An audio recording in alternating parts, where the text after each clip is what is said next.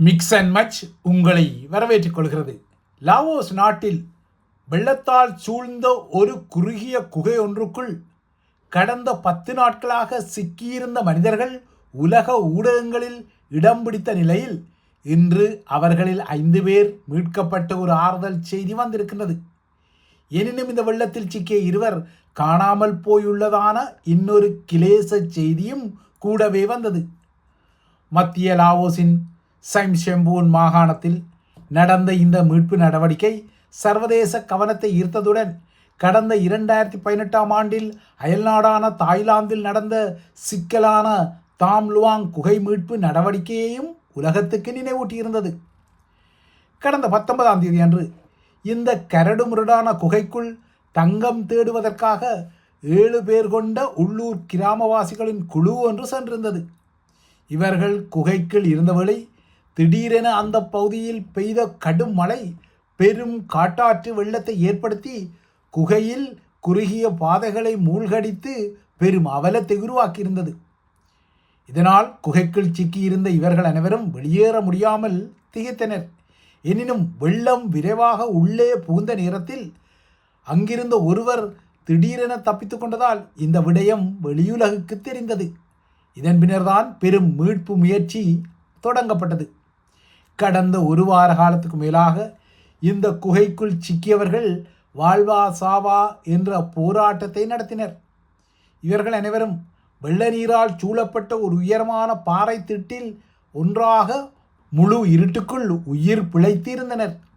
குகைக்குள் இருந்தவர்கள் வாழ்வா சாவா போராட்டத்தை நடத்த கடந்த புதன்கிழமை, அதாவது மே மாதம் 27ஆம் தேதி முதலாக இந்த குகைக்குள் அனைத்துலகத்தின் தலை சிறந்த குகை மூழ்காளர்களின் நிபுணர் குழு ஒன்று நுழைந்து இவர்களை கண்டுபிடித்தது. இந்த நிபுணர்களின் குழுவுக்கு மேலதிகமாக தாய்லாந்து, மலேசியா, ஜப்பான் மற்றும் ஐரோப்பிய நாடுகளிலிருந்து சென்ற சிறப்பு மீட்பு குழுக்களும் பணியில் இருந்தன.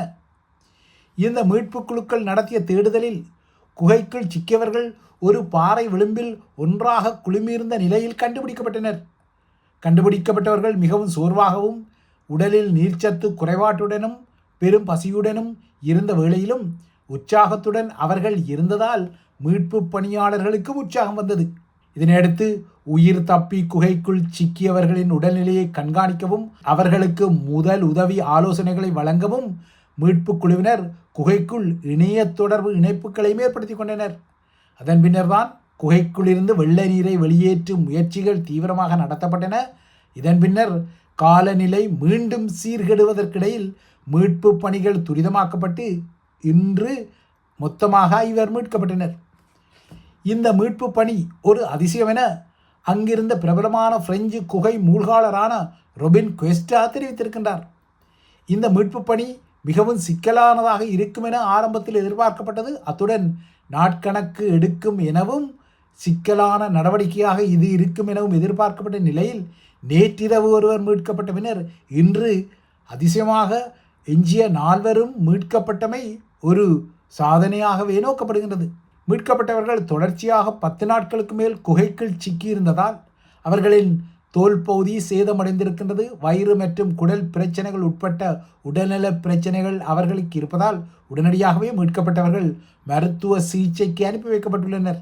இந்த மீட்பு நடவடிக்கையில் பின்லாந்தின் பிரபலமான நீச்சல் பயிற்றுவிச்சாளர் மிக்கோ பாசி, தாய்லாந்தின் மீட்பு தொழில்நுட்ப வல்லுநர் நொரேசாட் பலசிங் உட்பட்ட பல முக்கியமான நீரடி நீச்சல் நிபுணர்களும் குகை மூழ்காளர்களும் பங்கேற்றிருந்தமை குறிப்பிடத்தக்கது. ஹோர்முஸ் நீரிணையில் சுங்க கட்டணங்களை வசூலித்துக் கொள்வது உட்பட்ட விதிகளுக்கு உலகின் முக்கியமான கப்பல் நிறுவனங்கள் உட்பட்ட அனைத்து கப்பல் நிறுவனங்களையும் கட்டுப்படுத்துவதற்காக ஈரான் ஒரு புதிய அமைப்பை உருவாக்கிய விடயம் நீங்கள் அறிந்த விடயம். பாரசீக வளைகுடா நீரிணை ஆணையம் என்ற பெயரில் ஈரான் இந்த புதிய அமைப்பை உருவாக்கியிருந்தது. ஆனால் ஈரான் இவ்வாறு ஒரு புதிய ஆணையகத்தை ஹோர்மூஸில் சுங்கப்பணத்தை வசூலிக்க உருவாக்கியதும் இந்த ஆணையகத்தை அமெரிக்க திரைசேரி, அதாவது அமெரிக்க ட்ரெசரி தனது தடை பட்டியலில் சேர்த்து விட்டது. ஆனால் அவ்வாறாக அமெரிக்க திரைசேரியின் தடை பட்டியலில் இந்த புதிய ஆணையகம் சேர்க்கப்பட்டாலும் ஈரானின் ஆணையகமோ தனது செயற்பாடுகள் தடையின்றி தொடரும் என சூடுரைக்கின்றது. ஈரானின் இந்த பாரசீக வளைகுடா நீரிணை ஆணையகத்துக்கு தடையை விதித்த அமெரிக்க திரைசேரி இந்த ஆணையகம் கோர்முஸ் நீரிணையை கடந்து செல்லும் கப்பல்களிடம் மிரட்டி பணம் பறிப்பதற்காக நடத்தப்படும் ஒரு புதிய முயற்சியில் அடிப்படையிலான நகர்வு என கண்டனம் தெரிவித்தது. இந்த நிலையில் இந்த கண்டனத்துக்கு பதிலடி அனுப்பிய ஈரான் இந்த புதிய ஆணையகம் அமெரிக்காவுக்கு சவால் விடுப்பதாகவும், அமெரிக்கா போர் மற்றும் தனது கடும் ராஜதந்திரத்தின் மூலம் ஹோர்முஸ் நீரிணையின் கட்டுப்பாட்டை பெறுவதில் இதுவரை தோல்வியடைந்த நிலையில் இப்போது இவ்வாறான புதிய திரைசேரி தடைகள் மூலமாக தாம் வெற்றி பெறலாம் என நினைத்தாலும் அது எதுவுமே சாத்தியப்பட முடியாது என்றும் இந்த பதிலடி செய்தியில் ஈரான் குறிப்பிட்டுள்ளது. அமெரிக்காவின் கிரீன் கார்டு எனப்படும் நிரந்தர வதிவிட அனுமதியில் கொண்டு வரப்படும் புதிய கொள்கையிலிருந்து யாரும் தப்பித்து கொள்ள முடியாதென அமெரிக்காவின் குடிவரவு சட்டவாளர்கள் சங்கத்தின் அனைத்து சட்டவாளர்களும் கூட்டாக ஒரு எச்சரிக்கையை விடுத்துள்ளனர். டொனால்ட் ட்ரம்பின் ஆட்சியில் கொண்டு வரப்பட்ட ஒரு அதிரடி மாற்றமாக இனிமேல் கிரீன் கார்டு எனப்படும் நிரந்தர வதிவிட உரிமைக்கு விண்ணப்பிக்கும் குடியேறிகள் அமெரிக்காவிலிருந்து வெளியேறி தங்கள் சொந்த நாடுகளுக்கு திரும்பி அங்கிருந்தே இந்த வதிவிட அனுமதிக்கு, அதாவது கிரீன் கார்டுக்கு விண்ணப்பிக்க வேண்டும் என ஒரு புதிய விதியை கடந்த வாரம் அறிவித்திருந்தது. அதாவது கிரீன் கார்டு விண்ணப்பங்கள் நிராகரிக்கப்பட்டவர்கள் மீண்டும் அமெரிக்காவில் தங்கியிருக்க முடியாதபடி இந்த சூட்சுமமான முறை கொண்டு வரப்பட்டது. இந்த புதிய வழிகாட்டுதலின் அடிப்படையில் அமெரிக்காவில் வேலைவாய்ப்பு அடிப்படையிலான H1B விசாவில், அதாவது H1B நுழைவிசவில் இருப்பவர்கள் கூட பாதிக்கப்படலாம் என நேற்று எச்சரிக்கப்பட்டுள்ளது. இதற்கிடையே 15 வயது சிறார்கள் போல தம்மை பொய்யாக காட்டி பிரித்தானியாவில் தஞ்சம் கோரும் பெரியவர்களை கண்டறிவதற்கு இனிமேல் செயற்கை நுண்ணறிவு, அதாவது ஏஐயின் முக அங்கீகார கருவிகளும் தொழில்நுட்பமும் பயன்படுத்தப்படும் என பிரித்தானியாவும் அறிவித்துள்ளது. அடுத்த ஆண்டு முதல் இது பிரித்தானியாவின் எல்லைகளில் பயன்படுத்தப்பட உள்ளது.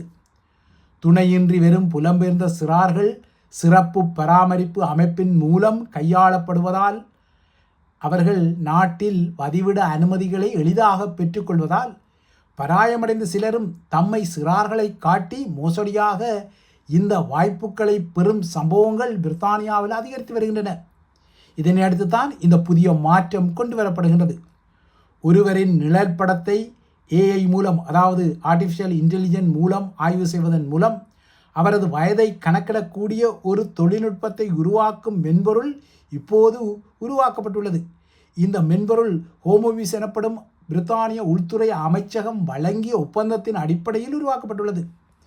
இந்த மென்பொருளின் ஆரம்பகட்ட சோதனைகள் நம்பிக்கைக்குரிய செயல்திறனையும் துல்லியத்தையும் வெளிப்படுத்தியதை தொடர்ந்து இந்த ஏஐ தொழில்நுட்பம் சிறார்களாக தம்மை காட்டி அகதித்தஞ்சம் இல்லையென்றால் வதிவிட உரித்துக்களை பெற முயலும் பெரியவர்களுக்கு ஒரு கடும் சவாலை ஏற்படுத்தும் என அறிவிக்கப்பட்டுள்ளது.